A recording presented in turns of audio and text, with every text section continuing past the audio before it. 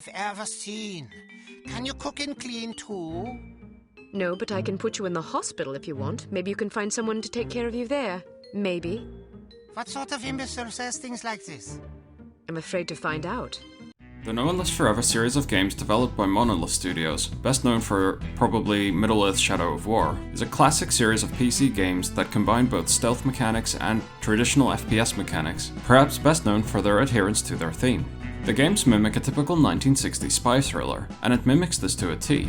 This game is a comedy game, which is not something you saw too often at the time, and still something you don't see too often today.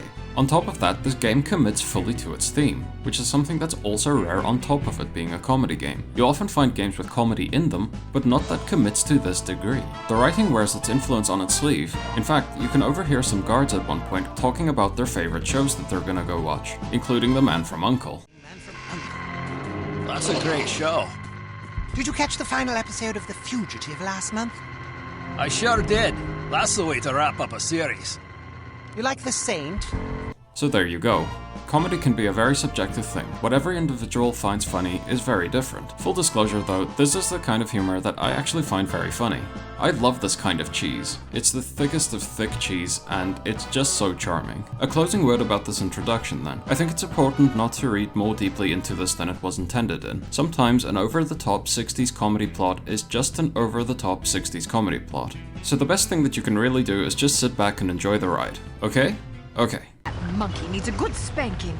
Yeah, thanks a lot, game. I can't talk about this game in any good conscience without having to talk about how I had to go through to get this game to run properly. Fortunately, these days there's a community-run project that revives this game and its sequels that makes this a hell of a lot easier. Even with this, the game still ran fairly poorly the first time I started it up, with inconsistent frame rates and some fairly nasty screen tearing. I managed to fix this by disabling the fog in the launcher settings, and changing both the resolution and the render target to 32. These two things combined managed to fix the majority of the performance issues that I'd encountered. The game also crashed 5 times during my playthrough. I suspect that these crashes had to do with quick save and quick load too rapidly in succession. I also encountered a weird glitch twice that turned the screen to static. This I fixed by alt-tabbing in and out of the game.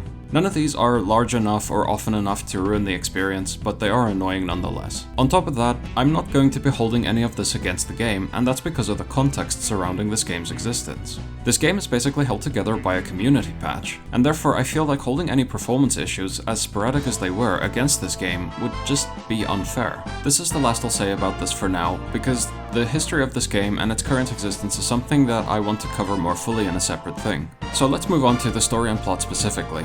You play as rookie super spy Kate Archer as you battle against international terrorist organization H.A.R.M. H.A.R.M is one of the things that I like best about this game, and the reason for this is they're completely played straight. H.A.R.M is not only just your evil terrorist organization, they are your leading corporate expert in the field of evil. Throughout the game, H.A.R.M is played up as the most evil entity in the entire world, but every time you interact with them, they're treated as basically your standard corporation, with all the things that entails, your mundane everyday nonsense. This contrast is funny every single time it comes up, and the conversations that you can overhear between the H.A.R.M employees, if you're sneaky enough, is some of the highlights of this game. You can overhear the enemies talk about how they missed the morning's meeting because they had to take their daughter to school, as mentioned before, the shows that they're gonna watch when they go home from a day's work, and banter between them that they think that they're not taking their job seriously enough and that other people would kill for this kind of job.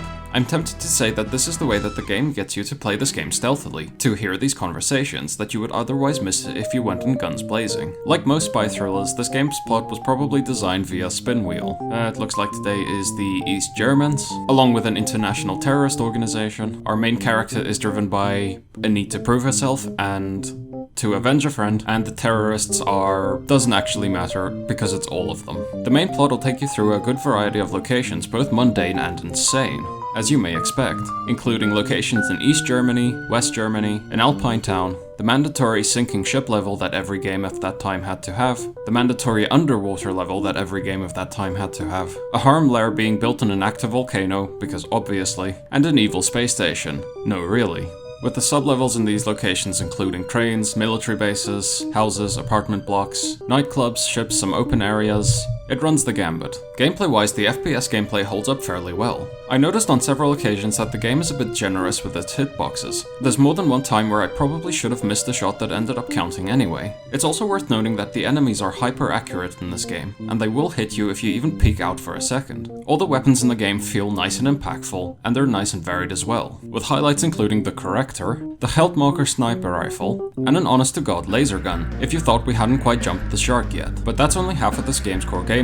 The other half is the stealth mechanics. This one I have to throw my hands up and admit. The stealth mechanics in this game has not aged particularly well. On more than one occasion, I felt that I was hidden when I was not. I was unfairly detected by people who should have no real reason to have detected me, such as one occasion where I shot a guard coming out of guard post with a silent weapon, and some other guards, 2 buildings over, heard it and came out and killed me. The stealth mechanics leave quite a lot wanting, especially when you compare it to more modern games, as unfair as that may be, though it does have some cool features behind it. The different surfaces do make a huge difference in your sound and detectability. For example, in the areas where there's carpets, you can basically run standing upwards and you'll not be detected, because the carpets muffle your noise. The oversensitive enemies could have been a bigger problem than it actually is, and that's because your penalty for being detected is being shot at by every enemy in this postcode and/or an alarm going off, and having an alarm go off and being detected is not the end of the world in most of the levels. Sure, it's a pain in the ass and you have an implied failure state, especially if you're like me, but it's not actually the end of the game. And it's nothing that a quick firefight and finding the alarm won't fix, except for in the handful of missions where it in fact will be the end. To help you with the stealth mechanics, the game also gives you a huge selection of spy gadgets, disguised as everyday items that Kate would have on her person, with highlights including the lighter that's also a welder, the beret that's also a lockpick, the purse that's also a rocket launcher,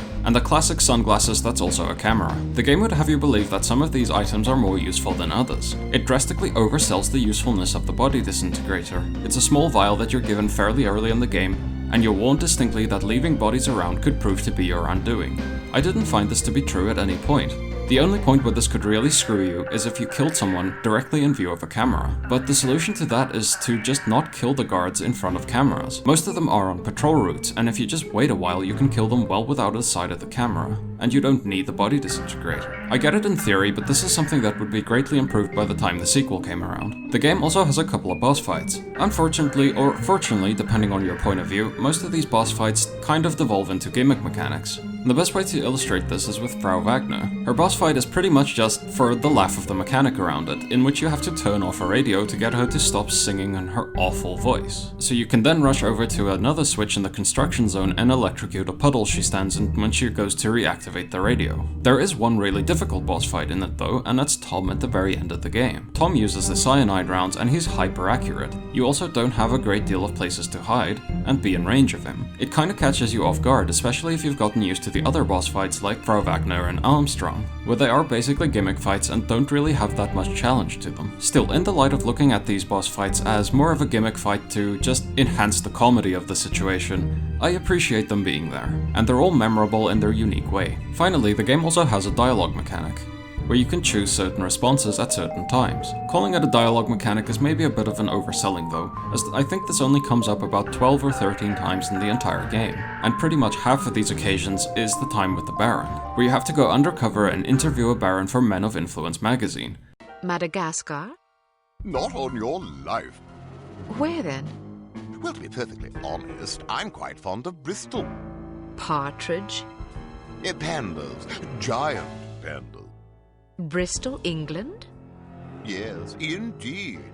This basically just allows you to select your comedy dialogue. This is another point where I have to just kind of throw up my hands and say, if they had to include this dialogue selection thing just so we can have this interview with the Baron, then it's time and development money well spent. This game is a PC classic for a really good reason, and I hope I've illustrated that fairly well. It is chock full so much of charm that I'm willing to pretty much overlook any of the flaws that I mentioned before. Yes, the graphics haven't aged well, the FPS feels a bit clunky, the stealth mechanics aren't that great for today, but the plot, setting, and characters just carry this so much, and it's just so full of that charm that I value so much in games. A game can get away with a lot in my book if it has that charm, and this game definitely has it. Here at the end, I once again want to give major props to the guys who are doing the revival site. If it weren't for them, this game may very well have fallen into the obscure reaches of gaming history, and they do a fantastic job keeping this game alive, hosting the patched version on their website where you can download it for free, because of the situation surrounding this game's IP. But that's enough from me. Thanks for listening, and remember what H.A.R.M stands for.